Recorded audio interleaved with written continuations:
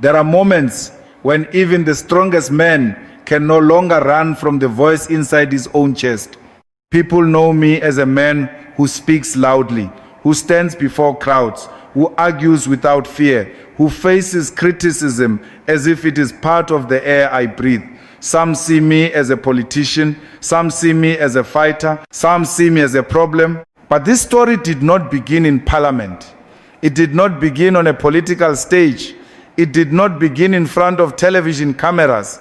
It began in the quiet of Limpopo on a Sunday morning when I woke up with a heaviness in my chest that I could not explain. I had faced many things before: elections, courtrooms, headlines, enemies, supporters who expected strength from me every day.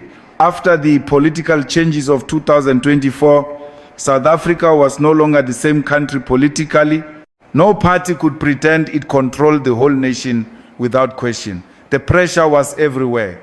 And after what happened in Kugompo City in April of 2026, something inside me changed. I began asking myself a question no man wants to hear clearly. If tomorrow everything is taken from my hands, what will remain of me? I am not telling this story to defend myself. I am telling it because I discovered something more frightening than public defeat. A man can win arguments before crowds and still lose the battle inside his own soul. And then, on that morning, before I had made any plan to visit a church, one clear command rose inside me: go. But what shook me was not only that I felt Jesus calling me to church. What shook me was what I did after I walked through that door. I woke up at 4:17 in the morning in Polokwane, Limpopo. The room was still dark. My phone was lying on the table beside me with political messages I had not opened yet. There were names on that screen, problems waiting for answers, people expecting decisions, and another day already pressing its weight against my mind. But before I touched the phone, before I read one message, before I even set up properly, I heard something inside me. Go to church? It was not a shout. It was not a dream. It was not a voice from the ceiling. It was clear in a way that made it harder to ignore. Go to church. At first, I tried to explain it away. I told myself it was stress. I told myself it was exhaustion.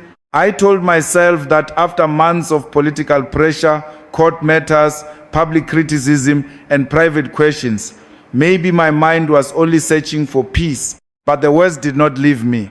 I lay there in silence, staring into the darkness, and I began to remember things I did not want to remember. I remembered courtrooms. I remembered cameras. I remembered people waiting outside, some praying for me, some waiting for me to fall. I remembered headlines written before the truth had even finished speaking. I remembered faces of supporters who looked at me like I had to be strong every second of my life. And then I asked myself a question that made my chest tighten. Does a man like me really need to walk into a church to find an answer? I had stood before thousands without shaking. I had faced political enemies without lowering my eyes. I had spoken into microphones while people shouted, clapped, argued, and attacked. But the thought of kneeling before God made me afraid. That is when I understood something. I was not afraid of the church. I was afraid of what the truth might do to me once I got there. Because in public, a man can choose his words. He can prepare his answer. He can raise his voice. He can hide behind slogans, applause, cameras, and reputation. But before God, there is no crowd to protect you. There is no microphone loud enough to silence your conscience. There is no political title strong enough to cover a wounded soul. I sat on the edge of the bed and placed my feet on the floor. I wanted to pray, but for a moment I had no words.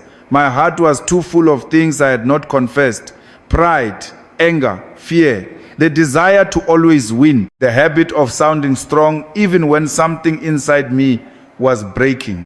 And the call came again, not louder but deeper. Go. I knew then that this was not about attending a service. This was not about religion for the sake of appearance, This was not about being seen by church people or praised by anyone. This was a summons. And if Jesus calls a man who has been running from himself, how much time does that man still have to pretend he did not hear? By 7:30 that morning, I called Sifo and told him to prepare the car. He asked me where we were going. I said, New Generation Church Auditorium, Lenting Village, near Lepowakomo. There was a short silence on the other side of the phone. I understood why. There was no political meeting on my schedule, no community address, no media event, no planned visit to a church. Sifo knew my calendar better than most people, and he knew this was not normal. He asked carefully, "Are you speaking there today?" I said, "No. Today I am not going to speak. I am going to listen." When the car started moving through Limpopo, I sat quietly and looked through the window. The morning was beginning to open, but my heart still felt heavy. The roads were familiar, yet that day they looked different to me. I saw small houses. I saw people already standing outside. I saw women preparing for the day. I saw vendors near the road. I saw young men at taxi ranks, waiting, watching, with that look I have seen too many times in South Africa. It is the look of people who still have strength in their bodies, but not enough opportunity in front of them. I thought about the young people of our country. I thought about unemployment, poverty, broken promises, and the anger that grows when a generation feels forgotten. I thought about every young person who had ever believed my words, every young person who had shouted my name, every young person who believed that our movement would help change the country. And then one question came to me with force. If a leader does not allow God to change his own heart, how can he demand that a whole nation must change? That question stayed with me as the car moved closer to Lenting Village. For years I had spoken about justice, I had spoken about land, I had spoken about dignity, workers, young people, and the poor. I still believed those things mattered. I still believed a nation must answer the cries of its people. But that morning I began to understand something deeper. A man can fight for justice in public and still carry pride in private. A man can speak for the poor and still refuse to humble himself before God. A man can expose the failures of others while refusing to let Jesus expose the darkness inside his own soul. And that was the part that frightened me. Because thousands of people can shout your name, but not one of them can stand in your place before God. Not one. If I continued to live as if judgment was only a distant idea, what would happen to me? If I kept treating time as if it belonged to me, what would happen to my soul? If I kept delaying obedience because I was afraid of what people might think, who was I really serving? As the car turned onto the road near the church, my mouth became dry. I looked ahead and saw people walking toward the building. Ordinary people, mothers, fathers, elders, young people, people carrying burdens no camera would ever show. And somehow, I knew I was not arriving as a guest. I was arriving as a man being summoned. I walked into New Generation Church Auditorium at about 8:40 that morning. There was no large entourage around me, no prepared speech in my hand, no cameras following my steps, no political stage waiting for me. For once, I was not walking into a place to lead, argue, explain, or defend myself. I was walking in to be quiet. A few people recognized me almost immediately. I could feel the whispers moving through the room. Some turned their heads, some looked surprised, some looked unsure of what my presence meant. I did not blame them. When a man known for politics walks into a church without warning, people wonder whether he has come to speak, to campaign, to be seen, or to make a statement. But that morning, I had no statement to make. I did not go straight to the front row. I stood for a moment near the side, trying to understand why my heart was beating so heavily. The church was simple, warm, and full of ordinary people. There were mothers holding their Bibles. There were elders sitting quietly. There were young people watching everything with careful eyes. Then an older woman looked at me. Later, I learned that her name was Mama Nandi. She did not rush toward me. She did not shout my name. She did not ask for a picture. She only looked at me with the kind of eyes that made me feel as if she was not looking at my face, but at something deeper. Then she stepped closer and spoke softly. My son, today you did not come because people called you. You came because God called you. I stopped moving. No one in that building knew what had happened to me at 4:17 in the morning. No one there knew the words that had been pressing inside my chest since before sunrise. No one knew I had tried to dismiss the call as stress, tiredness, or imagination. But this woman had spoken directly to the place I was trying to hide. For a moment, I felt cold inside. Her words did not comfort me immediately. They exposed me. It felt as if every layer I had worn in public was being pulled away. The confidence, the arguments, the strong voice, the political armor, the image of a man who always knows what to say. All of it felt weak in that moment, because when God sends confirmation through someone who knows nothing about your private struggle, you cannot easily pretend anymore. I looked at Mama Nandi and I could not answer quickly. I only nodded. Then I walked further inside, knowing that this visit was no longer something I could control. And I ask you this now. Are you truly ready if one day a stranger speaks the exact truth you have been trying to hide from everyone, including yourself? Pastor Thabo Mokoena stepped onto the pulpit, opened his Bible, and looked across the church. He did not look at me in a special way. He did not announce my presence. He did not say my name. He did not turn the service into a moment about Julius Malema. And for that, I was grateful, because I had not come there to be recognized. I had come there because something inside me had been called. Then the pastor gave the title of his message, "When God Calls, Do Not Delay." I felt my hands tighten. Those words were too direct, too close, too exact. The pastor began speaking about obedience. He said that many people do not reject God loudly. They reject him quietly by delaying. They say, tomorrow I will change. Tomorrow I will apologize. Tomorrow I will surrender. Tomorrow I will stop living like this. Then he said something that made the whole room feel silent to me. Delay can become disobedience when God has already spoken.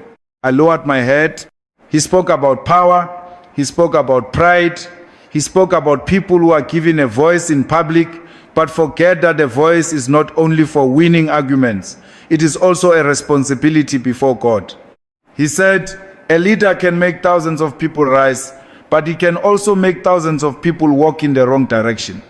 He said, a man with influence must fear what his anger can do when others begin to copy it. Then he said, a word spoken in anger today can become a wound in the heart of a generation tomorrow.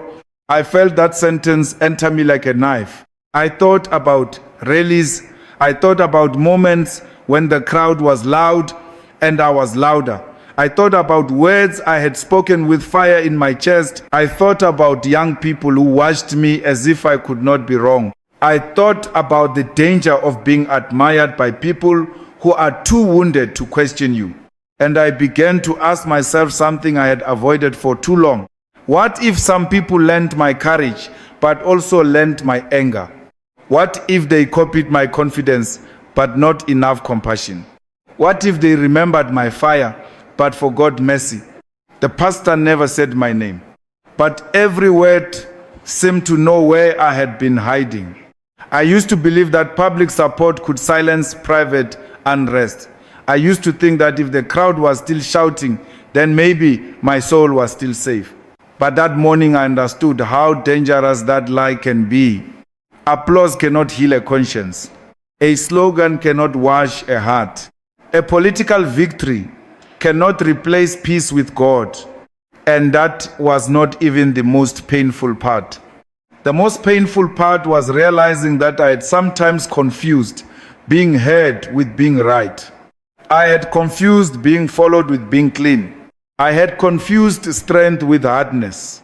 As the sermon continued, I could no longer listen as a public figure. I had to listen as a man with sins, a man with memories, a man with words he could not take back, a man who needed more than another speech, another defense, or another victory. I needed mercy. When the pastor asked the church to bow their heads, I did not look around to see who was watching me. For once, I did not care. I only asked God silently to show me the truth without destroying me. And then one question rose in my heart with more weight than any accusation from an opponent. If young people have copied my anger more than my mercy, who will answer for that before God? After the sermon, the church began to sing. The voices rose gently at first, then filled the room with a kind of weight I could not escape. People were standing. Some had their eyes closed. Some were praying quietly. Some were wiping tears from their faces. I stood still. My hands were tight. My jaw was locked. I could feel something moving inside me, but I did not want to surrender to it.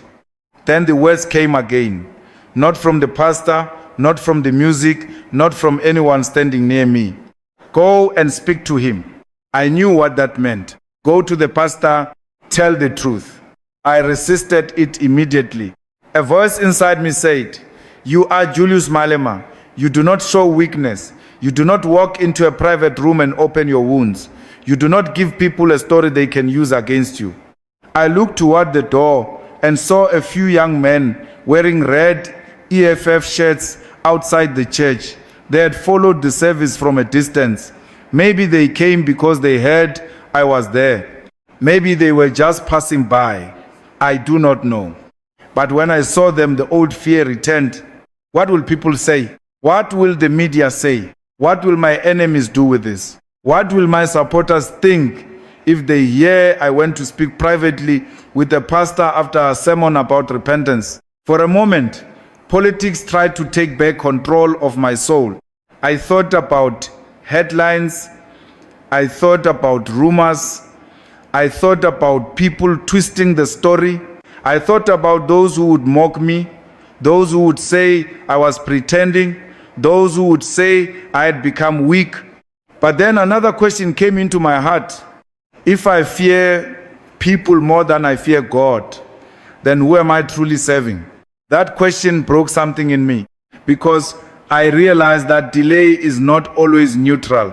Sometimes delay is a polite way of saying no to God. Sometimes silence is not wisdom. Sometimes silence is cowardice dressed like control. I had heard the sermon. I had felt the call. I had received confirmation from Mama Nandi. I had been shown the truth in my own heart. So what excuse was left? I could not say I did not understand. I could not say I had not heard. I could not say the moment was unclear. The frightening thing was that I now knew what obedience required, and still part of me wanted to walk away. That is when I understood how dangerous pride can be. Pride does not always shout. Sometimes pride whispers, "Protect your image." Sometimes pride says, "Do it later." Sometimes pride says, "You have too much to lose." But what does a man really lose if he gains the approval of people and loses the correction of God? I took one step toward the small room behind the auditorium, then another. Each step felt heavier than any walk I had ever taken toward a political stage, because this time I was not walking toward applause. I was walking toward confession. And I knew that once I entered that room, I could no longer pretend I had not been touched by Jesus. I sat across from Pastor Thabo in a small room behind the auditorium. There was a Bible on the table.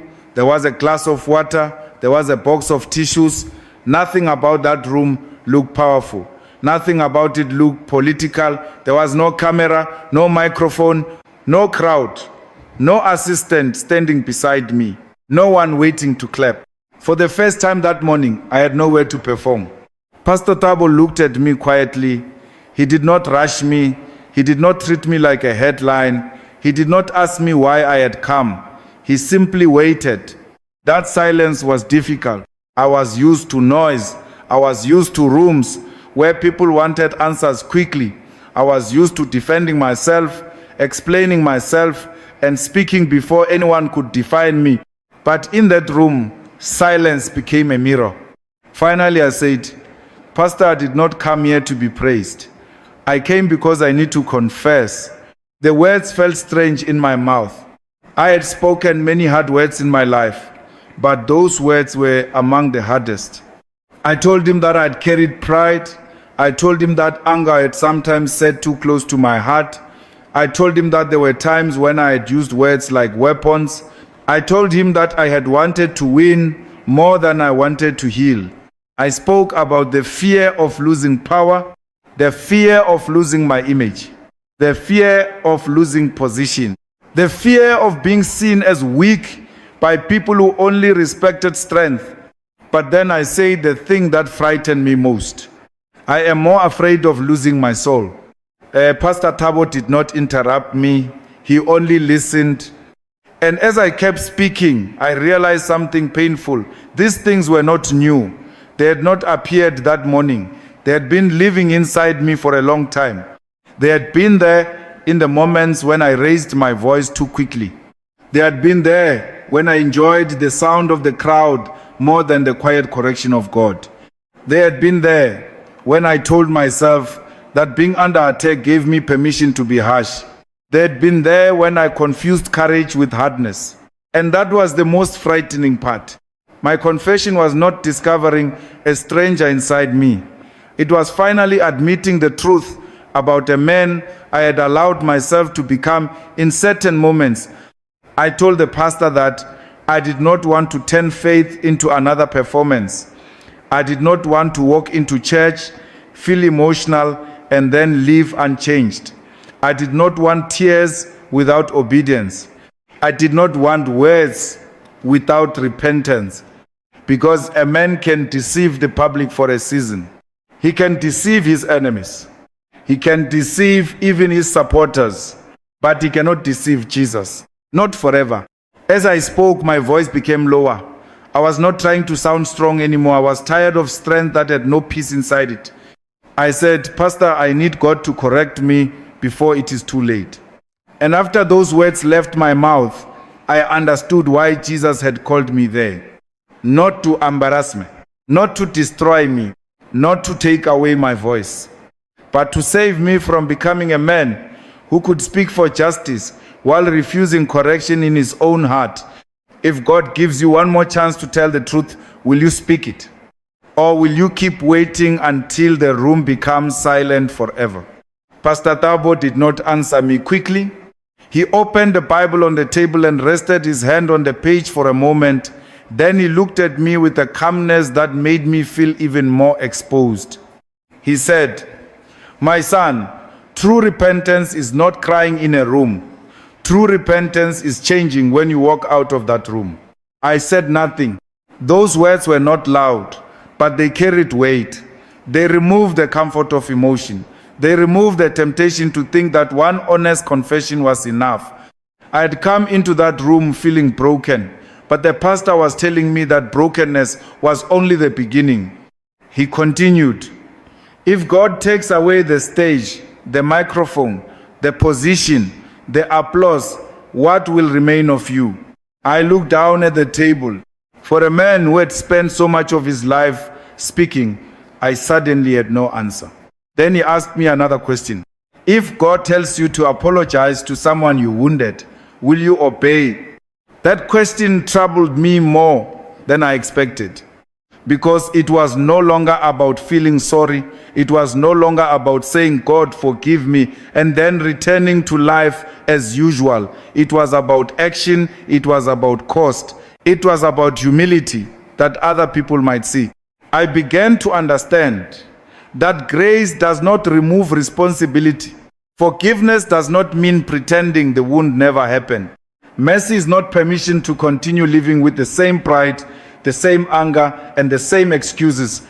The pastor said, a man can ask God to clean his heart, but still refused to clean the damage his hands have done. I closed my eyes. I thought about people I had hurt with words. I thought about people I had dismissed too quickly. I thought about moments when I was more interested in winning than understanding. I thought about times when being right mattered more to me than being righteous. And I realized that if I left that room only feeling lighter but did nothing different, then I would turn faith into another performance. That frightened me because I knew how to perform strength. I knew how to perform confidence. I knew how to perform certainty. But Jesus was not asking me to perform. He was asking me to change. Pastor Thabo leaned forward and spoke more softly. Do not confuse conviction with condemnation. God is not calling you here to destroy you. He is calling you so that the old things ruling you can lose their power. Those words gave me hope, but they also gave me no place to hide. Because if God was not destroying me, then I could not use shame as an excuse to run away. If God was correcting me, then I had to respond. I asked him, Pastor, what must I do first? He said, start with the people closest to the wound. Start where your pride has been strongest. Start before your heart becomes hard again. I sat there in silence. I knew exactly what he meant. There were calls I had delayed. There were apologies I had buried under pride. There were conversations I avoided because I wanted to protect my image more than I wanted to heal what was broken. At that moment, repentance stopped being a beautiful church word. It became a road I had to walk, and I ask you this from my heart. If true repentance demands a price, do you still want Jesus to touch the place in you that needs to change? I walked out of the pastor's room at about 10:26 that morning. Sifo was waiting near the side of the auditorium. When he saw me, he did not ask many questions. He only looked at my face, and I knew he could see that my eyes were red. For a moment, I wanted to explain everything to him. I wanted to say something strong, something controlled, something that would make the moment feel less exposed. But I had no strength left for performance. I simply took out my phone. My hands were not steady. There were many names in that phone: political contacts, family members, comrades, people I had worked with, people I had argued with, people I had ignored, people I had wounded and convinced myself they would understand because leadership is difficult. But that morning, I could no longer hide behind the excuse of pressure. The pastor's words were still inside me. True repentance is changing when you walk out of that room. So I opened my contacts and made a decision. I would call someone I had hurt with my words. I would call a comrade I had treated too harshly. I would call a person close to me whom I had avoided for too long because pride made silence feel easier than humility. I did not make them for a statement. I did not make them so people would say, look, Julius has changed. I made them because Jesus had shown me that confession without obedience is only another speech. The first call was difficult. My throat felt tight before the person even answered. When they picked up, I did not begin with explanations. I did not say, you must understand my side. I did not defend my tone, my pressure, my political battles, or my public life. I only said the words that pride hates. I was wrong in my part. There was silence on the other side. That silence hurt, but it also healed something in me. Because for once I was not trying to win. I was not trying to control the conversation. I was not trying to prove that I had been misunderstood. I was telling the truth. The second call was not easier. The third one was even harder. Every time I said I was wrong, something inside me resisted. Pride does not die quietly. It argues, it complains, it reminds you who you are. It tells you people will lose respect for you. But my soul was asking a different question. What kind of respect is worth keeping if it requires me to disobey God? As I stood outside that church, I thought about South Africa. I thought about millions living under the pressure of unemployment, inequality, violence, debt, broken homes, and lost trust. I thought about young people who are angry because they feel forgotten. I thought about mothers raising children alone. I thought about men who hide their pain behind noise. I thought about leaders who demand sacrifice from the people while refusing to surrender their own pride. And I understood something with painful clarity. A leader cannot only speak about liberation in the economy while remaining a prisoner of ego in the spirit. If we speak about freedom, then we must also ask, what has enslaved our own hearts? For me, that morning, it was pride, it was anger, it was the fear of being seen as weak, it was the hunger to be right, even when love required humility. And that was not even the most frightening part. The most frightening part was realizing that some people never get the chance to make those calls. Some fathers die before they apologize to their children. Some mothers carry wounds into the grave because no one ever came back to say, I am sorry. Some friends become strangers because one proud heart refused to bend. Some souls keep saying, tomorrow I will change, until tomorrow no longer belongs to them.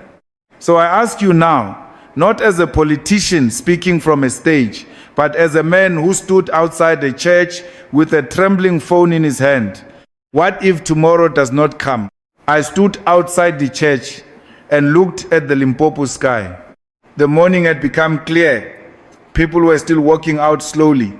Some were talking softly. Some were greeting one another. Some did not even know what had happened inside me that day. I did not feel like a perfect man. I did not feel like all my battles were over. I did not feel like one church service had erased every mistake, every wound, every proud thought, or every careless word. But I knew one thing. I had stepped through a door I had avoided for too long. When I woke up that morning, I thought Jesus was calling me to a church building. I thought the instruction was simple. Go there, sit down, listen, pray, leave. But now I understood that he was calling me to something deeper. He was calling me to face the truth. And I want to say this clearly to everyone listening, especially those who have lived long enough to know that time moves faster than we think. This story is not only for politicians. It is for the father who is too proud to call his child and say, I was wrong. It is for the mother who has carried a silent wound for years, pretending she is fine while pain is eating her heart. It is for the young person living two lives, one in public and another in secret. It is for the leader who uses power to hide fear.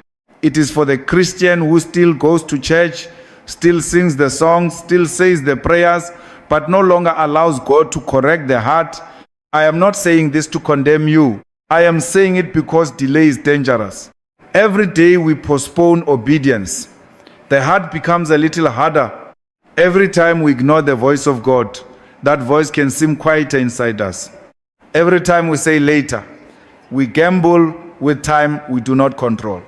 If this continues, what will be left of your family? What will be left of your peace? What will be left of your soul? Maybe someone needs your apology now. Maybe your children need a different version of you now. Maybe your marriage, your home, your calling, or your future is waiting on one confession you keep delaying. And maybe Jesus has not been trying to embarrass you. Maybe he has been trying to save you. So before you leave this story, I ask you to look honestly into your own heart. Do not ask whether Julius Malema needed correction. Ask whether you do, because I thought I had gone to church to hear a sermon, but I did not know that Jesus had taken me there to begin surgery on my soul. Are you truly ready if today God calls your name? After all of this, I understood that no power can last if it does not serve the people. Money, position, fame, and applause cannot give dignity to a nation if ordinary people are still living in injustice, poverty, fear, and division. The world today is carrying too much conflict, too much inequality, and too much pain. I pray for a better future for South Africa, for Africa, for the people of the United States, and for every person across the world who still longs for peace and justice. We must turn away from selfishness and endless greed. We must resist injustice, oppression, and every force that divides human beings from one another. We must build societies rooted in respect, unity, compassion, and responsibility toward the generations still to come. No matter how hard the road becomes, do not lose faith in the future. Every nation still has the power to change its destiny when its people stand together for what is right.